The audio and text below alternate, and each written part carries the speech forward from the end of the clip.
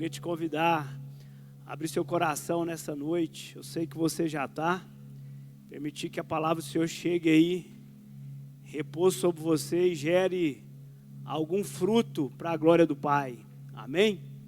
Eu quero ler com você em Filipenses, capítulo 1, versículo 6. O tema da mensagem hoje é em construção. E ao longo aqui da mensagem nós vamos entender a razão. Filipenses capítulo 1, versículo 6 diz: estou convencido de que aquele que começou a boa obra em vocês vai completá-la até o dia de Cristo. Senhor, te louvamos e te agradecemos essa noite, Pai. Estamos aqui reunidos na Tua presença. Estamos certos, ó Deus, que a obra que o Senhor começou em nós, o Senhor vai aperfeiçoar, vai completar até o dia de Cristo. Obrigado, Pai, porque cada um de nós que estamos aqui fomos chamados. E muitos de nós, ó Pai, estamos em um processo de construção. Mas nós dizemos sim às forjas do céu. Nós dizemos sim a tudo aquilo que o Senhor tem feito em nós, porque nós queremos, Senhor, ser a expressão da Tua glória na terra. Nós queremos, através da nossa vida, da nossa existência, apontar para o Teu reino, representar o Teu reino de uma maneira correta, coerente, porque esperamos ansiosamente o dia que o Senhor virá e juntos, ó Pai, iremos viver contigo. Portanto, Deus, fica conosco, é a nossa oração, em nome de Jesus. Amém? Glória a Deus, aleluia. Filipenses capítulo 1, versículo 6, nós lemos aqui agora. Filipenses é uma carta muito interessante. Obrigado, irmão Sânio. Paulo, ele está preso, mas é uma carta que ele vai falar de alegria. Ele está numa situação extremamente complexa do ponto de vista humano, impedido a sua liberdade de ir e vir. E se a gente lesse a vida de Paulo naquele momento, a gente pensava assim: nossa, eu preciso dar uma palavra de ânimo para esse homem, porque ele está passando uma situação muito difícil. Ele perdeu todos os créditos sociais que ele tinha, é prisioneiro. Esse homem precisa de uma palavra amiga. Mas quando a gente se depara com Paulo, é Paulo que está nos dando uma palavra de alegria, de motivação, de entusiasmo. Continue, prossiga, que a alegria de vocês esteja sempre no Senhor. Outra vez digo, alegre-se no Senhor, porque Paulo entendeu que ele vivia um propósito, e o propósito que ele estava vivendo era um propósito divino, era um propósito que engrandecia o reino. Então, se necessário para aquele propósito passar pelas prisões, Paulo vai passar dando glória a Deus, e em todas as estações da vida de Paulo, o nome do Senhor era glorificado. Amém? Acontece que nós, de uma forma geral, estamos em construção. Cada um aqui está numa fase da vida. O meu momento é diferente do seu, talvez. Talvez o que eu esteja construindo na minha vida, você já edificou, já está florescendo na sua vida. Mas talvez você esteja num outro momento, edificando em outra área da sua vida. Até porque, se nós pararmos de edificar, de construir, de avançar, de fazer algo, nós vamos parar no tempo. Nós vamos ser passivos e inertes. E na nossa caminhada com Deus, a gente precisa absorver os conselhos bíblicos, os conselhos de Deus, entender qual é o propósito que o Senhor tem para nós. Na minha caminhada de fé, eu apropriei de algumas verdades que o Senhor ministrou em meu coração. O dia que Deus decidiu andar comigo, porque não foi eu que decidi andar com Deus. Um dia Deus olhou para mim e falou assim: eu vou andar com Ele, eu vou me revelar a Ele, eu vou fazer dele um discípulo. Assim também foi em sua vida. É depois disso que o meu espírito tem consciência de dizer: sim, eu creio, sim, eu aceito, sim, eu vou viver. Mas o dia que Deus decidiu andar conosco, Ele começou em nós uma construção. E aí, o que a Bíblia vai falar sobre isso? A vereda dos justos, irmãos, é como a luz da aurora, que brilha, que vai brilhando cada vez mais, e mais, e mais, até ser dia perfeito. Então, talvez o seu retrato hoje ainda tenha imperfeições, talvez tenha alguns defeitos, alguns problemas no retrato de hoje, mas coloque assim: estou em construção, e aquele que começou é fiel para me aperfeiçoar. Amém? Você pode aplaudir esse Deus que começou a obra na sua vida? Aleluia!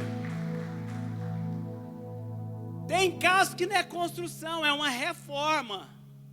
Às vezes nós construímos algo e por alguma razão aquilo estragou, se deteriorou.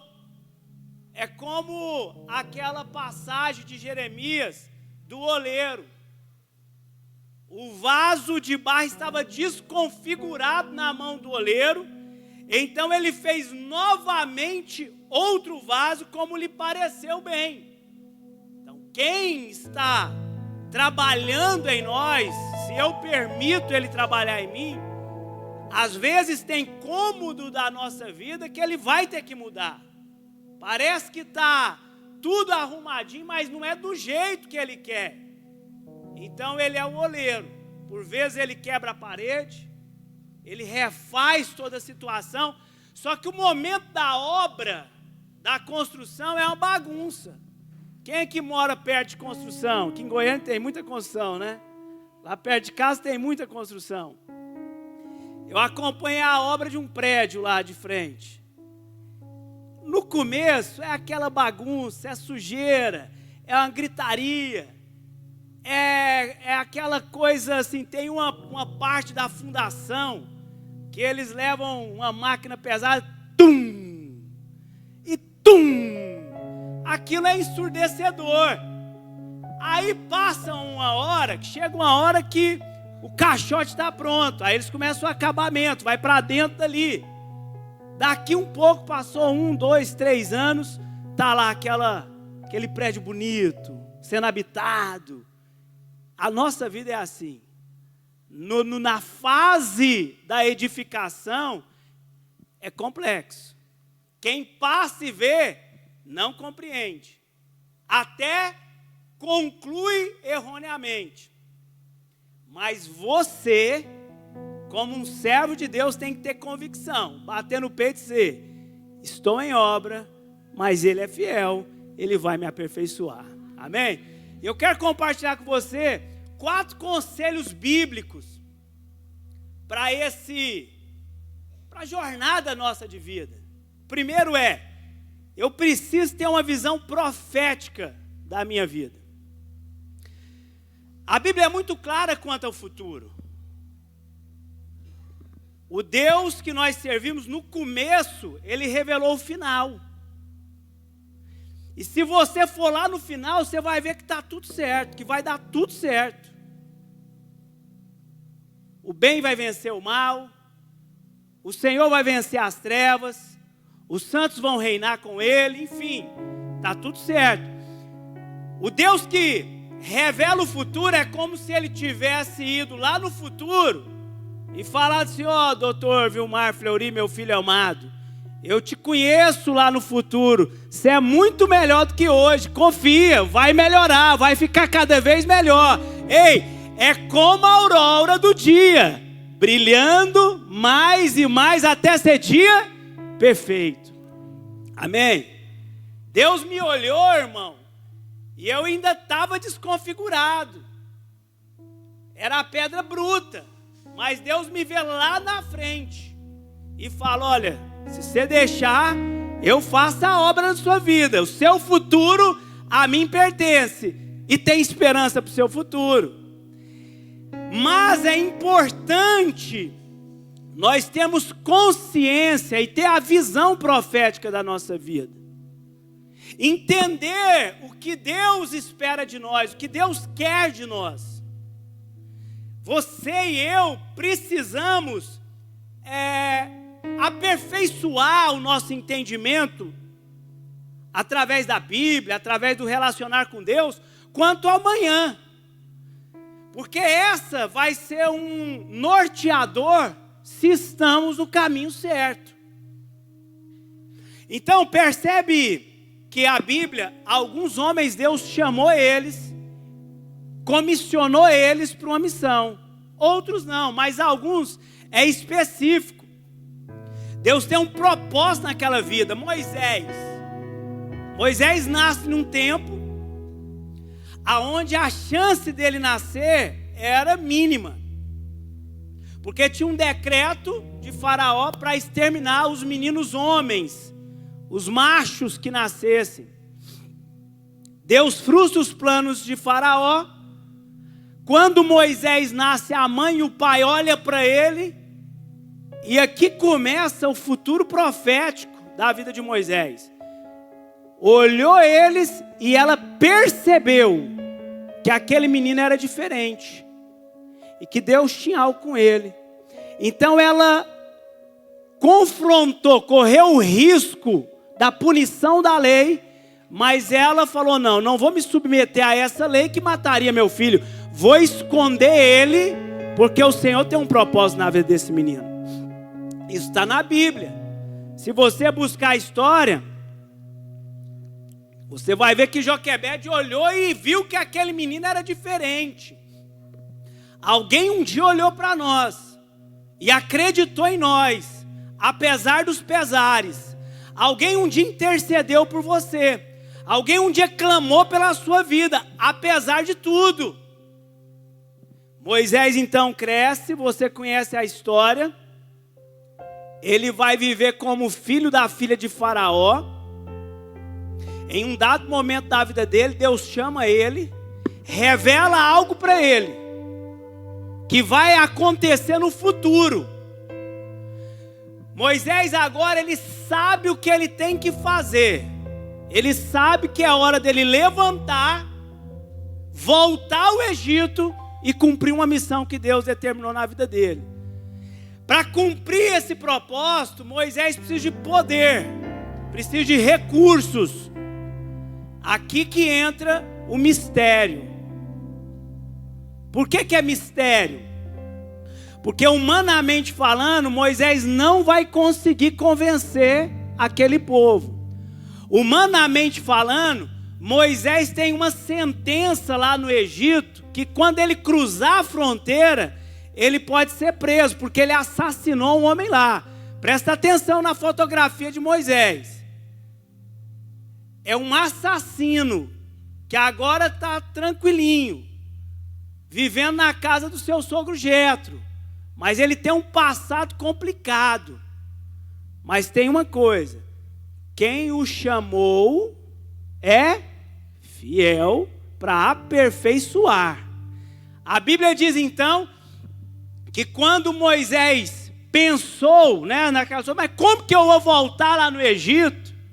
A Bíblia diz que Deus tinha matado, exterminado, tinha morrido todos os que acusavam Moisés no passado. Não tinha mais aquela acusação contra Moisés. Moisés volta para o Egito e ali começa então a missão a ser completada. E você conhece o que vai acontecer. Mas Moisés só suporta o peso porque ele conhece o desfecho. Ele sabe o que Deus lhe mostrou. Quando Deus fala algo a nosso respeito, irmãos, Ele não conta os detalhes do caminho. Quando nós recebemos uma palavra de conhecimento, de sabedoria, uma palavra profética a respeito de algo na nossa vida, normalmente é algo do futuro, um futuro próximo ou longo, mas é distante de você aquilo acontecer. Deus não te conta assim, olha, mas para acontecer, você vai ter que passar por isso, você vai ter que submeter a isso, tem um caminho que é assim. Deus não fala isso para a gente, Ele revela, e compete a nós acreditar que quem está me chamando é poderoso o suficiente para me guiar nessa jornada. Eu lembro que quando eu era bem jovem, com os meus 16, 17 anos, eu fabricava umas camisas, chamava Dedelmon. Quem já teve camisa da Dedelmon aqui? Tem alguns irmãos ali que me conhecem das antigas, né?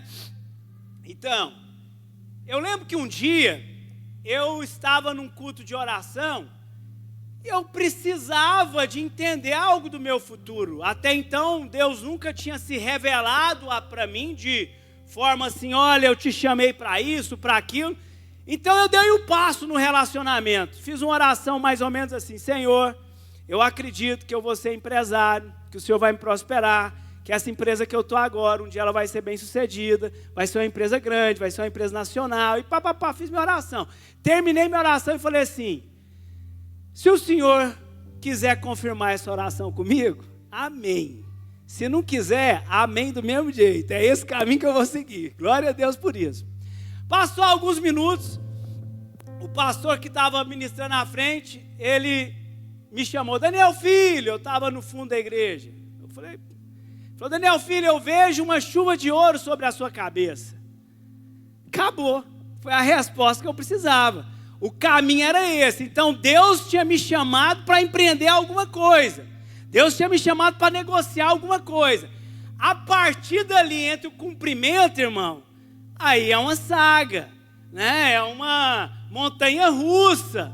Tem dias de muita dificuldade, tem dias de muito desespero, tem dias que você fala, será que eu vou conseguir? Será que Deus me chamou para isso? Aí é que entra esse conselho. Eu tenho uma visão, Deus me falou a respeito disso, e aquele que começou é fiel para me levar em segurança ao lugar que Ele me mostrou. Amém? Nós precisamos ter isso.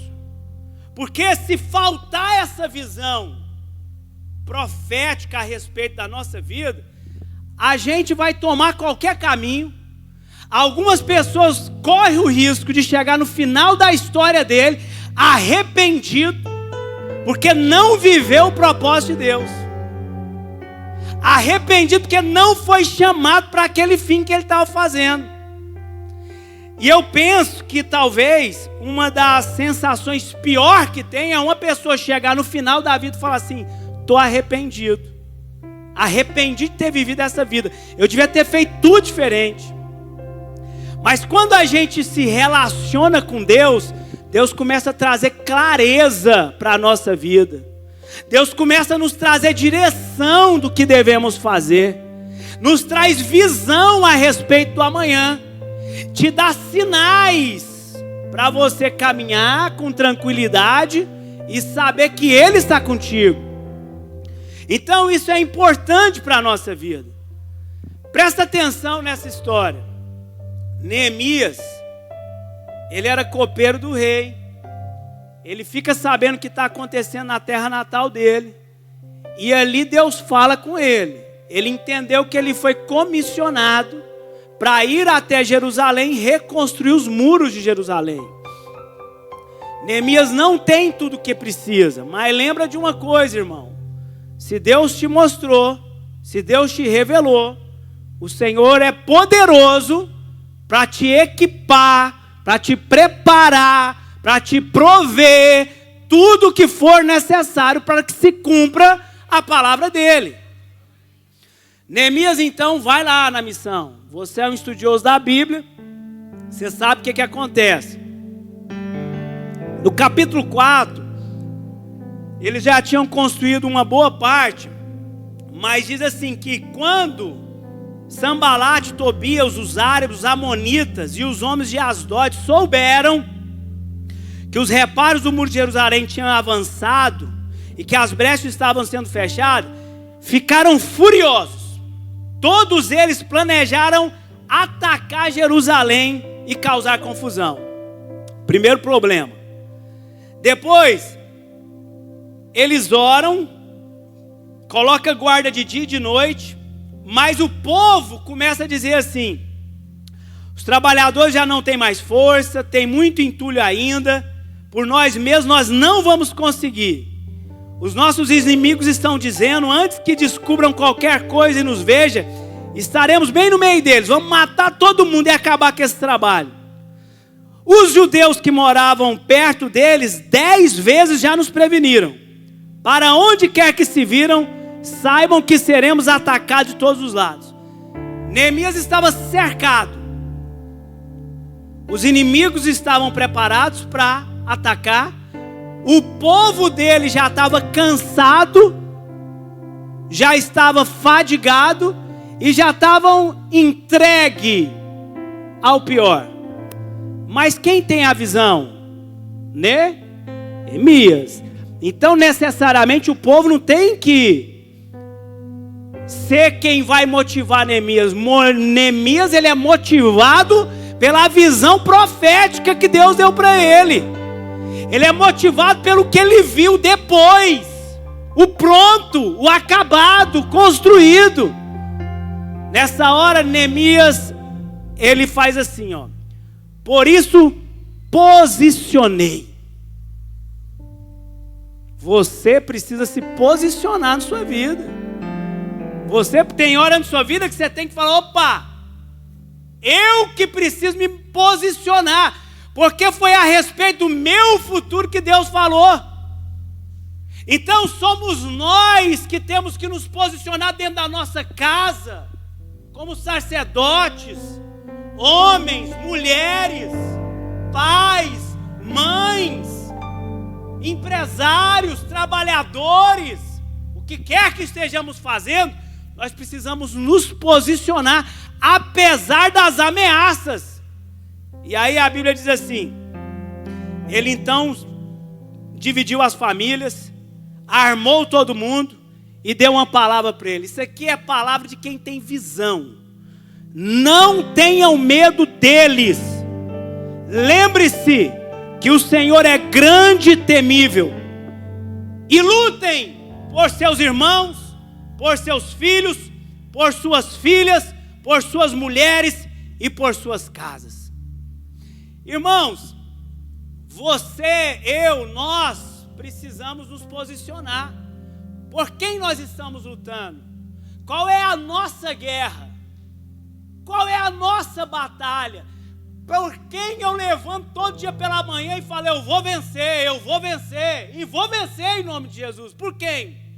Nós temos que saber o que nós estamos fazendo, porque senão a nossa vida vai passando,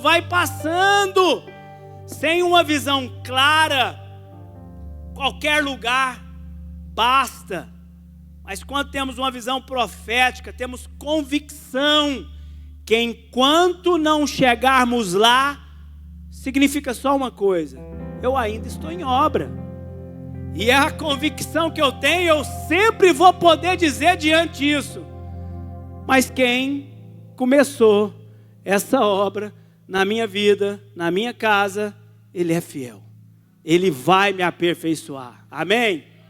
Glória a Deus. Segundo conselho, eu tenho aprendido que andar com Deus, a dinâmica da jornada, do caminho, é para frente, nunca para trás. Se você tiver que parar, vai para o lado, mas para trás não. Você anda para frente. Você foi projetado fisicamente, biologicamente, para ir para frente. Para trás não rola, não pode. para trás você vai regredir. Então nós precisamos continuar para frente, sem olhar para trás. Quando a pessoa fica focada no passado, já percebeu? Ela fica saudosista. Era no passado que era melhor. Era lá naquela década que era isso, era melhor. Lá eu fazia, parou, perdeu o tempo. Se Deus nos chamou para hoje, o tempo que nós temos é o hoje. O ontem passou, não consigo mais. O amanhã ainda não está na minha mão, o hoje está na minha mão. Precisamos andar para frente. Precisamos avançar. Acontece que na jornada, no caminho, irmão, o caminho que Deus nos submete, ele não é retinho, ele é reto de ser um caminho perfeito, que é o caminho do Senhor, de retidão, de integridade, de justiça. Mas a vida não é reta, tem curva, tem subida braba, tem descida que te dá medo, tem rio que você tem que atravessar. Aqui eu estou diante de uma plateia que tem pessoas já vividas. Se eu chamar qualquer um aqui para contar a história sua aqui, você vai falar, olha, já passei por cada noite. Tem gente aqui que já teve noites que não dormiu, fala, como que eu vou resolver isso amanhã? Não consigo dormir. Por quê? Não é reto, irmão. Tem os desvios. Tem hora que você sabe do futuro profético, mas desconhece o que aquela curva vai te trazer. Porque essa é a vida. Mas é nesse caminho, às vezes, complexo, que o conselho de Deus é: não pare, continue, olhe para o alto, porque Canaã é logo ali. Não pare, apesar dos obstáculos, porque é logo ali que eu tenho te falado. Não se submeta ao medo, porque quem te chamou é poderoso e fiel, é grande e temível. E a gente precisa entender, estamos fazendo a coisa certa, o caminho que eu estou é certo, desde que o que eu faço tem a ver com aquilo que Deus está queimando, está falando, está ministrando em mim, desde que é correto, justo, verdadeiro. A nuvem está me guiando, estou sendo guiado pelo Espírito Santo. Se sim, continue, porque se o Espírito Santo te levar para o deserto, é lá que é a passagem. Lá ele vai cuidar de você, vai te tratar, vai te fazer melhor. E nós precisamos ter essa consciência. E a Bíblia, ela está recheada de histórias sobre olhar para frente, não olhar para trás. A mulher de Ló: vou destruir Sodoma e Gomorra, tira esse povo daí. Ló levanta, sai com a família, a mulher não quer ir. Não olhe para trás, Ló e família. A mulher olha, torna uma estátua de sal, ficou. Apóstolo Paulo dizendo aos Filipenses: irmãos, uma coisa eu faço, esquecendo das coisas que ficaram para trás, avançando para as que estão adiante de mim. Mas eu queria dar uma ênfase maior, porque eu comecei lá em Moisés, falar sobre Moisés, quando eles estão diante do Mar Vermelho. Qual que é a palavra de Deus para Moisés quando eles estão diante do Mar Vermelho e atrás está Faraó e seu exército? Moisés, por que clamas a mim? Diz aos filhos de Israel que avancem. Avançar para onde? E para onde? Se na frente tem um mar, irmão. Aquele povo ainda não sabia nadar, não. Ninguém conseguiria enfrentar aquele mar, não. Agora presta atenção na dinâmica dos céus. Quem colocou Israel diante do Mar Vermelho? Quem colocou? Lembra aí? Deus, né? Deus está guiando. Olha aqui. Quando Faraó deixou o povo sair, Deus não guiou pela rota da terra dos filisteus, embora fosse mais rápido. Assim Deus fez o povo dar a volta pelo deserto, seguindo o caminho que leva ao Mar Vermelho. Irmão, Deus colocou o povo na emboscada. Foi Deus que guiou para lá, Fabiano. Está lá, mar na frente. Aí fala assim, durante o dia o Senhor ia adiante deles, numa coluna de nuvem, para guiá-los no caminho, de noite numa coluna de fogo para iluminá-los. E assim podia caminhar de dia e de noite. A coluna de nuvem não se afastava do povo de dia, nem a coluna de fogo de noite. Mas quem guiou aquele povo para aquele lugar foi Deus. Tem hora na nossa vida que, se estamos debaixo do conselho de Deus, o Senhor nos guia também da mesma forma que Israel. Você fala, não tem saída, não tem para onde ir. Aí aqui que começa a entrar o mistério. O mistério começa aqui. Nesse momento, preciso de convicção de fé.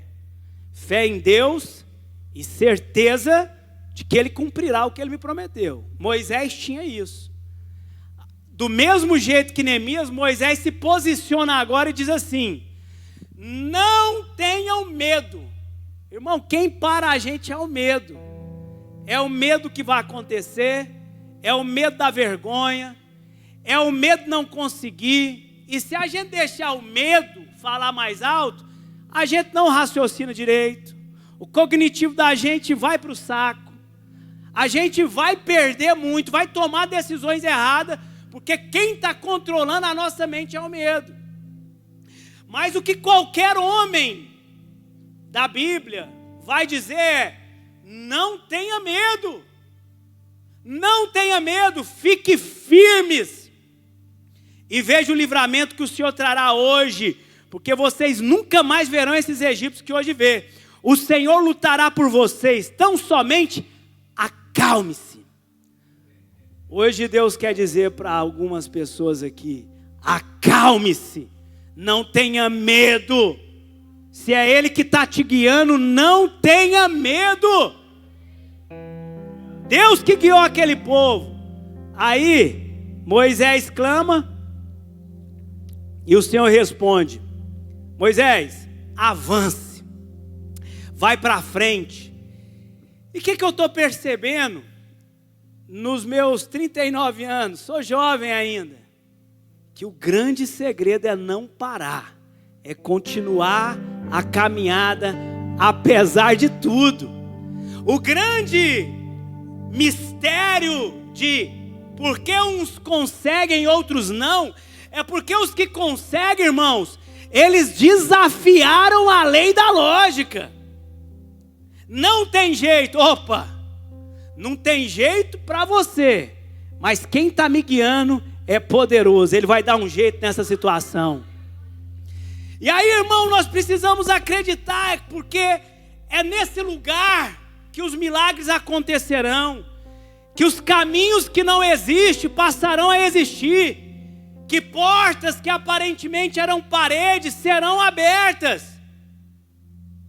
Mas nós precisamos entender que se Deus está nos guiando, Ele por vezes nos leva a lugares, irmão, que vai pôr a nossa fé em ação, vai desafiar a nossa fé, vai nos colocar assim, aonde eu estou firmado?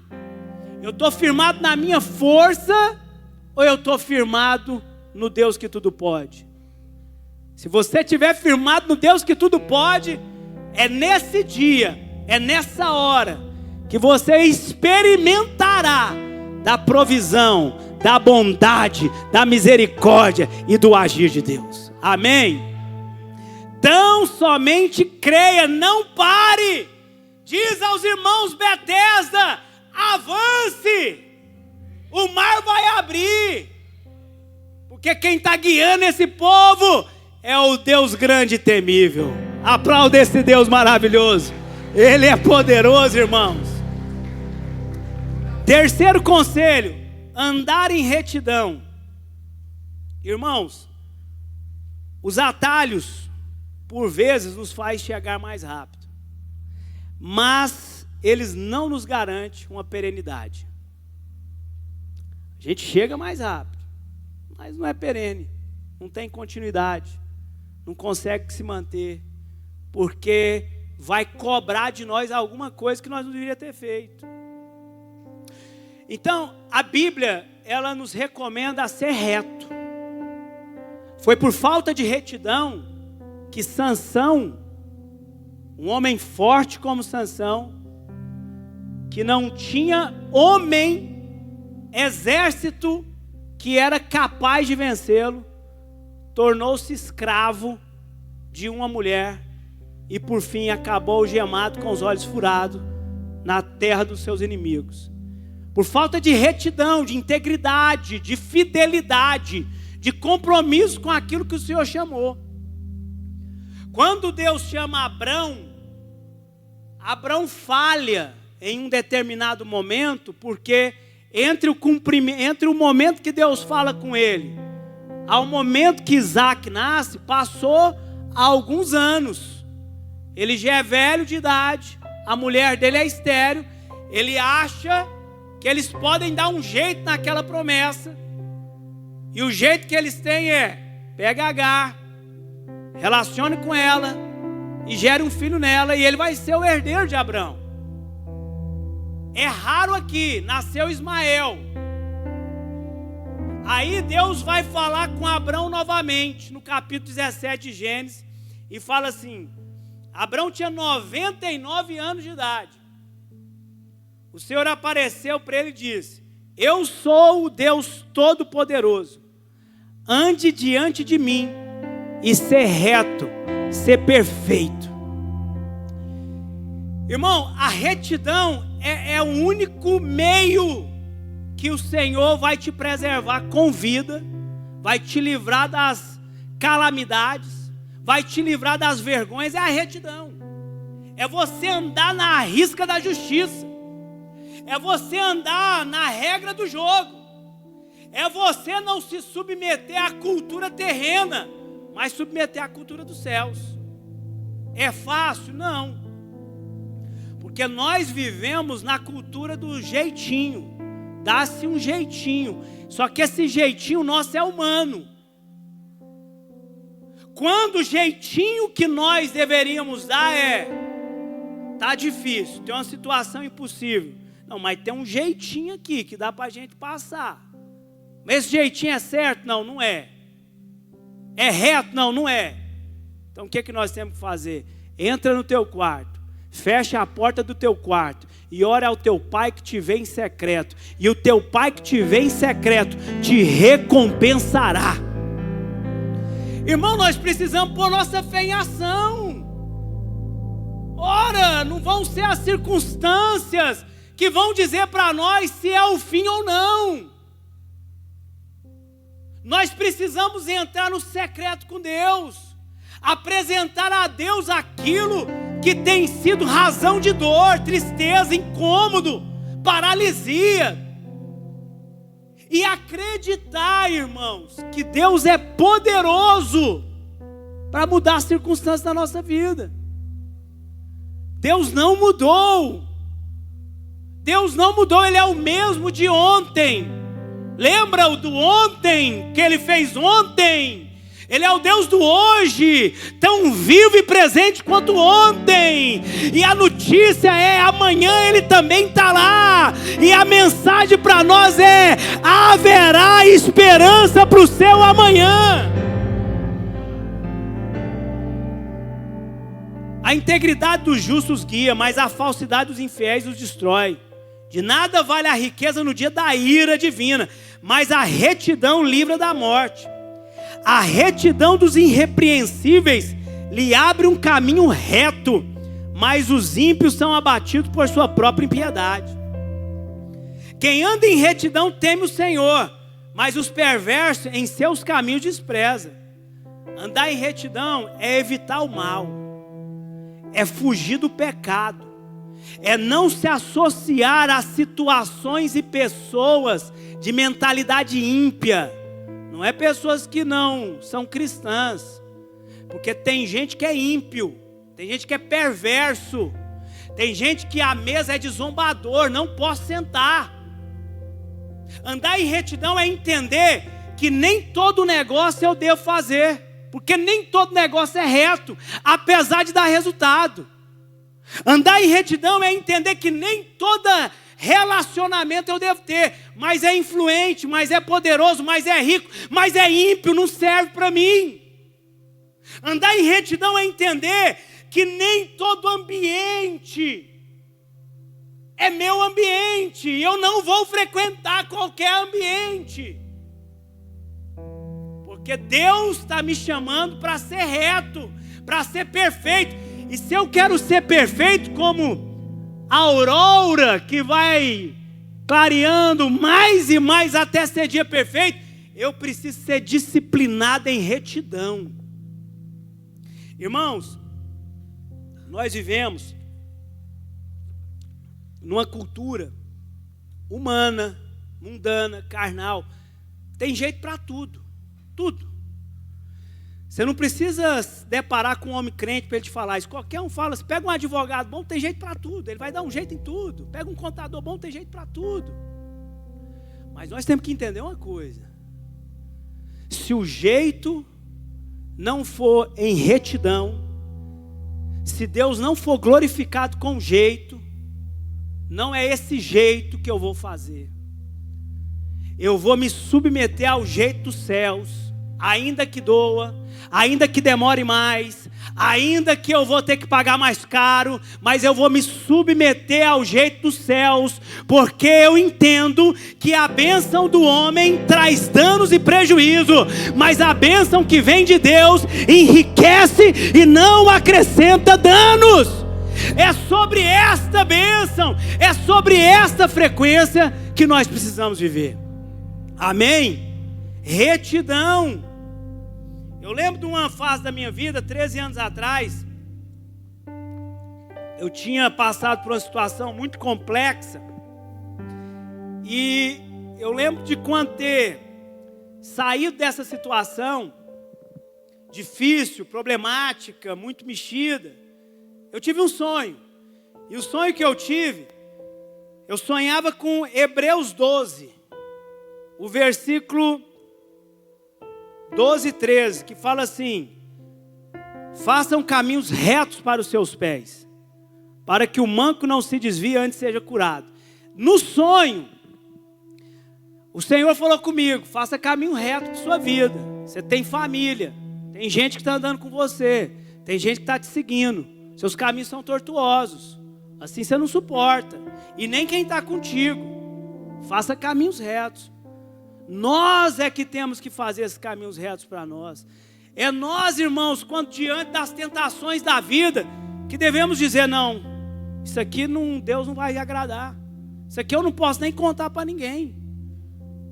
Mas o que vem de Deus, irmão, primeiro ele é justo, depois é reto, depois traz paz, traz alegria, traz glória para Ele. O nome do Senhor tem que ser glorificado na nossa vida. E hoje, irmão, é dia da gente rever nossa vida. Rever, fazer aquela análise, o que está fora do conselho de Deus na minha vida. Hoje eu vou voltar, eu vou pôr meu altar em ordem, eu vou reparar as brechas do meu altar, porque eu quero ver mais uma vez o agir de Deus. Se tem uma coisa, irmão, que vai ser perene, que vai trazer satisfação na nossa vida, a longo prazo, é uma vida reta. É uma vida reta. Já percebeu que quando a gente fala de política, muitos políticos nossos, eles não têm capacidade de enfrentar determinadas situações, porque não tem vida reta. O telhado é de vidro. Se falar demais, tem um dossiê guardadinho. Opa, te conheço, que você fez no verão passado. Mas ainda que no verão passado a gente tenha errado, ainda que no verão passado a gente fez coisas que não agradaram a Deus, como Moisés, ainda é tempo da gente submeter ao Senhor, porque aquele que humilha debaixo da mão do Todo-Poderoso, no devido tempo, o Senhor o exaltará. Amém? Viver uma vida reta. Por fim, quarto conselho, resistir até me aperfeiçoar.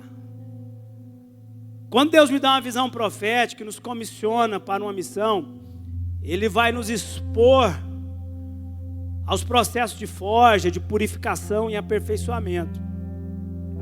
Nem sempre a vida nossa vai ser na calmaria, nem sempre.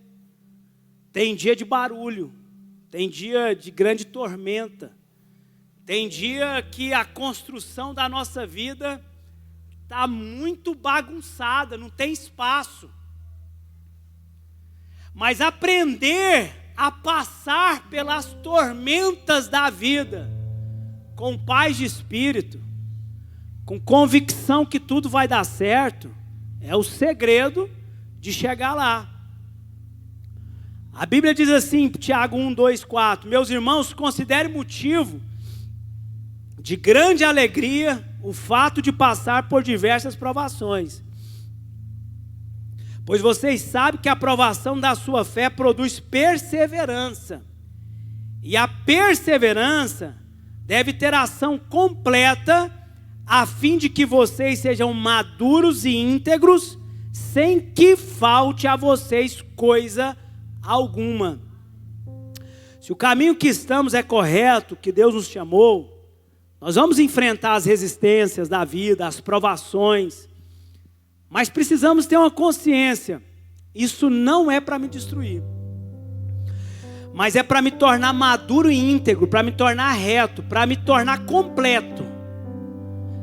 Um dos meios mais perfeitos e cirúrgicos que Deus trabalha em nós é as dores da vida, é as escassez da vida.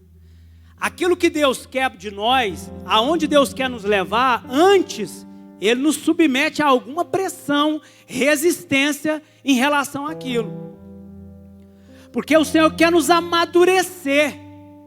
Já comeu o fruto que parece que está maduro, mas não está? Por fora está bonitinho. Eu peguei uma manga essa semana, e quando eu cortei ela estava assim, ó, vermelha, laranjada, bonita. Quando abri, ela estava amarelo fluorescente dentro dela. Não prestava, irmão. Só tinha beleza por fora. Vai ser jogado fora. Fruto bom é aquele que você pega, que você abre, você come todo. Está doce, está saboroso, está nutriente. Mas para aquilo acontecer, precisou de pressão. A vida é cheia de pressão, irmão. Imagina como que é no dia que a gente nasceu. Estava todos nós quietinhos, quentinhos no útero materno. Ninguém incomodava a gente. No máximo era o papai lá cutucando a barriga. Fala comigo. Você dava uma chutinha na barriga da mamãe. Chegou a hora, não cabe mais no útero. Precisa crescer. Vem um médico, te pega pela cabeça. Você está de boa. Te pega pela cabeça. Põe um sugador do nariz. Dá um tapa no bumbum. Você tem que chorar para falar que está vivo. Fura seu pé, irmão. Cresce um pouquinho. O menino é submetido às bactérias da vida. Vai para a escola, irmão. Quem tem filho aqui que está entrando agora na escola, é tudo quanto é tipo de it. Mas para quê? Para fortalecer o sistema imunológico da criança. Então, se você é colecionador de guerras, irmão, e está vencendo, eu posso dizer que eu estou diante de um homem, de uma mulher madura e íntegro, que está se tornando completa cada dia, que está tendo histórias para contar e glorificar a Deus, porque nem sempre é quem corre mais que chega em primeiro lugar. Não é a corrida de 100 metros raso, é uma maratona, irmão. É quem resiste mais, é quem aguenta mais, é quem não para, apesar de tudo para te parar, você continua. Porque aquele que nos chamou, Ele vai nos aperfeiçoar. Eu encerro então dizendo o seguinte: só acaba o jogo, irmão, quando o juiz apita. Enquanto tem vida, tem esperança. O jogo não acabou. Nós vamos avançar. Nós vamos vencer. Nós vamos colocar em ordem aquilo que aparentemente está bagunçado na nossa vida. Talvez eu estou falando hoje com pessoas que têm cômodos na vida que está bagunçado. Tem coisa na minha vida que você admira, porque está bonito, foi edificado. Se você visse como estava antes, você ia falar, nossa, tadinho dele. Mas tem outras áreas na minha vida que talvez você não está vendo. Tem uma lona preta, uma cortina. Por quê? Porque ainda está em obra. Não é hora de mostrar. Não é hora de ficar falando dessa área. Está em construção. Porque se você ver, está bagunçado. Você vai achar estranho. Mas hoje, o Senhor nos chama o seguinte: para acreditar no construtor que está edificando a sua vida. Amém? O cômodo que está bagunçado hoje, o Senhor vai mudar. O cômodo que está terrível, que não pode sair na fotografia do Instagram, aquele dia que não dá, o Senhor está dizendo aqui, não temas, está em construção, vou pôr em ordem, então somente confia, então somente crê, então somente espera e deixa o construtor dos construtores completar a obra na sua vida. Fica de pé comigo. Aí, se você está debaixo de uma palavra, caminhando sobre o conselho de Deus, vivendo a mensagem da cruz, você pode, falar aquela música, para que temer? Eu creio nele. Amém? Haja o que houver, o que vier, irá fazer de novo. Eu creio em ti, eu não vivo do que vejo, mas vivo no que creio, irá prover de novo. Por quê? Eu creio em ti. Irmãos, hoje eu quero orar com pessoas que essa mensagem fez sentido, que falou com você. Eu quero orar com você porque o Senhor quer tirar essa autoestima baixa, essa preocupação da sua vida. O Senhor quer falar com você hoje, falar, está em construção. Você vai sair daqui hoje falando para essa área da sua vida, você está em construção. Está feio hoje, mas você vai ficar bonita. Porque o Deus que começou a obra em nós é fiel. Amém.